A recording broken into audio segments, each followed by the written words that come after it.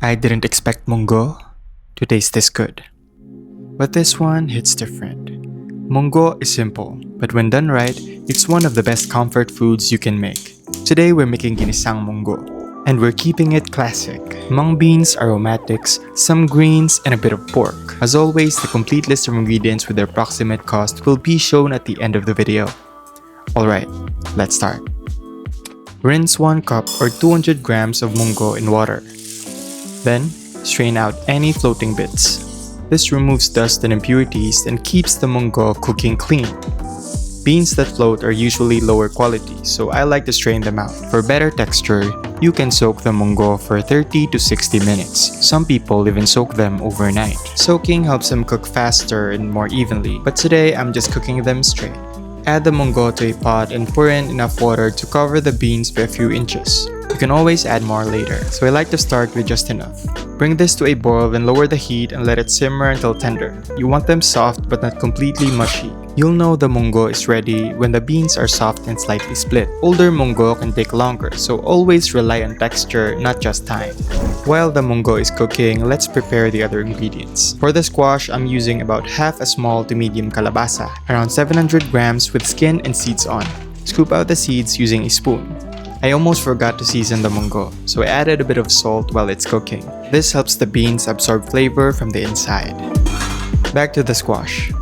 Peel the skin, slice into wedges, then into bite-sized chunks, and set them aside.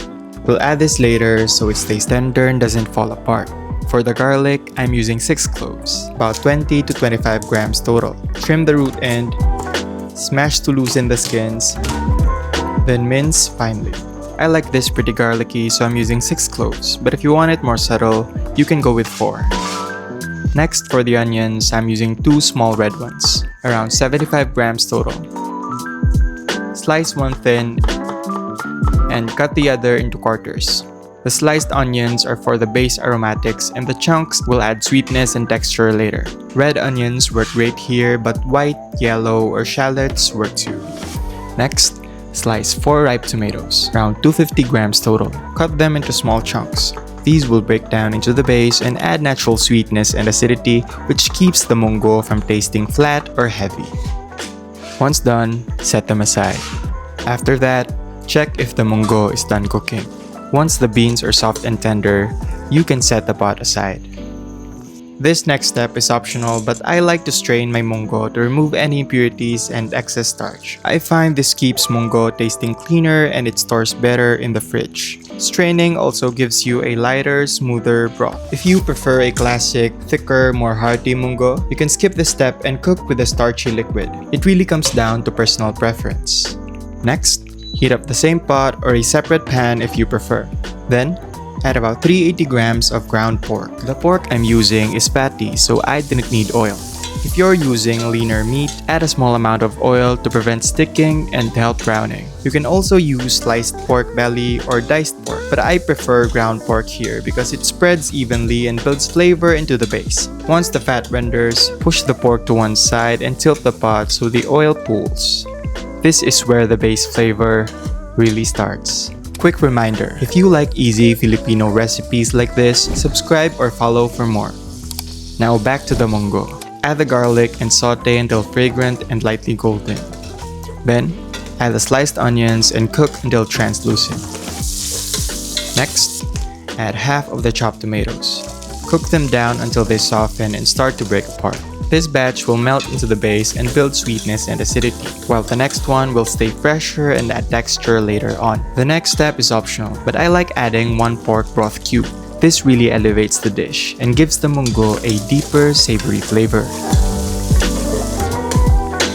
Next, season with about 2 teaspoons of salt or to taste. Then, add a few cracks of black pepper, about 1/4 to half a teaspoon. Add the cooked munggo back into the pot and saute briefly. Then add the starchy munggo liquid back, or about 800 ml of water if you discarded it. Some people like their munggo thick and others prefer it more soupy. Adjust the amount of water to your liking. Next, add the kalabasa chunks into the pot. The squash adds a natural sweetness and balances the savory munggo really well. You want the squash soft but still holding its shape. Then, season with about 2 tablespoons of patis or to taste. Fish sauce adds saltiness and depth, so start with a bit, then adjust depending on how salty your pork cube and broth are. Then let it simmer until the kalabasa is fork tender. Cooking it usually takes around 8 to 12 minutes depending on how big your pieces are. Once the squash is cooked, turn off the heat. Add the remaining tomatoes, the quartered onions, and your greens. For this, I'm using a bunch of alugbati or Malabar spinach, but you can also use malunggay, regular spinach, or dahon ng sili. The residual heat from the pot will gently cook the vegetables, keeping them fresh, vibrant, and not overcooked. Give it a gentle stir and let it sit for a minute or two. Now's a good time to taste and adjust the seasonings to your liking. Don't forget, the full list of ingredients with their approximate costs will be shown at the end of the video. Timestamp is in the description.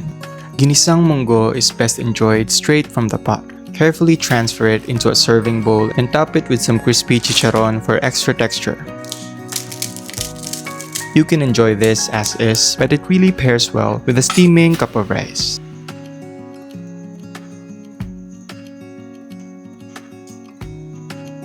Alright, time to taste. The munggo is creamy and savory, with a deep pork flavor from the rendered fat. The kalabasa adds natural sweetness, and the greens add freshness. You get soft, hearty beans, tender squash, and bursts of fresh greens. And of course, some crunchy chicharon for contrast. It's comforting, rich, and the perfect meal after a tiring day. How do you like your munggo? Thick and hearty or more soupy? Let me know in the comments. Here's the full list of ingredients with their approximate cost. You can pause the video right now or take a screenshot so you can save it for later. Before we wrap up, a quick shout out to Blanca Atienza for this comment. Thank you for the support.